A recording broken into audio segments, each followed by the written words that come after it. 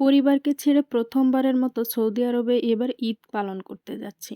তবে আমরা বাংলাদেশ থেকে যে কয়েকজন এসেছিলাম এই হসপিটালে একসাথে আমরা সবাই মিলে ঈদের জন্য কিছু খাবারের আয়োজন করতে চলেছি। ঈদ উপলক্ষে আমরা কিন্তু প্রধান ডেজার্ট হিসেবে সেমাইটাই বেশি রান্না করে থাকি। তাই সেমাইয়ের আইটেমটা না থাকলে কি হয়?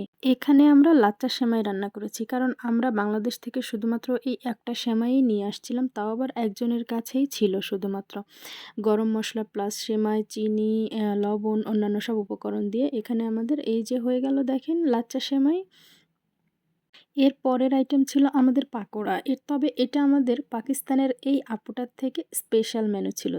কারণ আমরা যেহেতু ১ম এসেছি এখানে আমাদের কাছে কারোর কাছেই সেরকম কোনো উপকরণ ছিল না। তো এই আপুটা তার থেকেই আলু, বেসন, ডাল এগুলি দিয়ে স্পেশালি এই মেনুটা তৈরি করেছে। তবে পকোড়াগুলো কিন্তু খুবই টেস্টি ছিল। দেখুন কত সুন্দর করে বানাচ্ছে, কত মেহনত করে বানাচ্ছে উনি আমাদের জন্য। এরপর ছিল ঈদের মেইন আইটেম গরুর মাংস। এই গরুর মাংসটাও কিন্তু ওই পাকিস্তানের আপুর থেকে আমাদের জন্য গিফট ছিল। অর্থাৎ উনি বাজার থেকে নিজের টাকায় খরচ করে এইগুলো আমাদের জন্য কিনে এনেছিলেন এবং আমাদেরকে রান্না করতে বলেছিলেন নিজেদের মতো করে। তো আমরা এখানে গরুর মাংসর সাথে পেঁয়াজ বাটা, রসুন বাটা এবং অন্যান্য গরম মসলা এখানে দেখেন লবঙ্গ দেয়া হচ্ছে, এরপরে হচ্ছে কাঠ মসলা দেওয়া হয়েছে এবং যে সমস্ত গরম মসলা আমরা সাধারণত ব্যবহার করে থাকি সবকিছুই দেওয়া হয়েছে। কিছু গোলমরিচও দেওয়া হচ্ছে। এখন আমরা কিছু গোটা জিরে দিচ্ছি। এরপরে লবণ, মরিচ, হলুদ এগুলো সব মিক্স করে নিচ্ছি। যেহেতু আমরা বাঙালিরা সবসময়ই কিন্তু আ মরিচটা একটু বেশিই খাই, তাই না? আমাদের সবারই কিন্তু ঝালটা একটু বেশিই পছন্দ।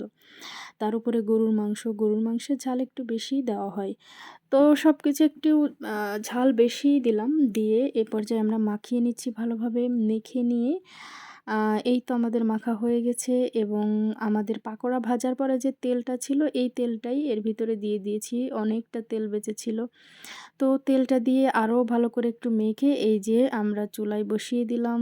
আরও একটি ব্যাপার হলো আমাদের এখানে কিন্তু কারেন্টের চুলা। দেখেছেন কারেন্টের চুলাগুলো কেমন? একটু অন্যরকম, তাই না? এর আগে কি কখনো আপনারা এরকম চুলা দেখেছেন? আমাদের দেশে কিন্তু আমি কখনো এভাবে এরকম চুলা দেখিনি। তো যাই হোক আমরা কিছুক্ষণ পর, পর এখানে নেড়ে দিচ্ছিলাম, নেড়ে-চেড়ে দিচ্ছিলাম আর আমরা এখানেই বসেছিলাম সবাই যারা রান্না করছিলাম। তো দেখেন আমরা আসলে ঠিকভাবে নাড়তেও পারছিলাম না।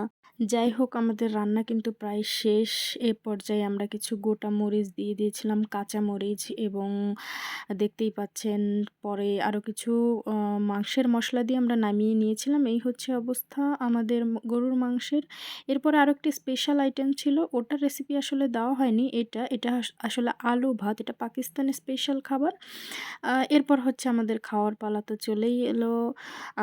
এখন আমাদের টেস্ট করার পালা যে কেমন হয়েছে এই দেখুন। আসলেই কিন্তু অনেক মজার ছিল।